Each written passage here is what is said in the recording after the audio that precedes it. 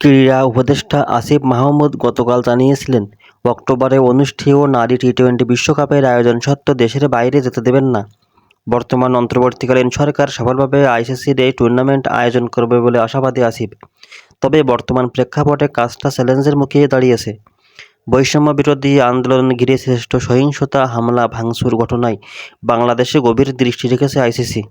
সরকার পতনের পর ক্রিকেট বোর্ডের সভাপতি নাজমুল হাসান পাপনের মতো আত্মগোপনে আছেন বোর্ডের অনেক কর্মকর্তা। তাদের ফেরার সম্ভাবনাও ক্ষীণ। সব মিলিয়ে দেশের এই অস্থির সময়ে এই বিশাল আয়োজন কীভাবে করবে বিসিবি, সেটি নিয়ে ঘোর সংশয়ে আইসিসি। বিসিবি সূত্রে জানা গেছে, আইসিসি বাংলাদেশের কাছে দুটি বিষয়ে নিশ্চিত হতে চাইছে। প্রথমত, বাংলাদেশের বর্তমান আইনশৃঙ্খলা বাহিনী পরিস্থিতি সন্তোষজনক থাকতে হবে।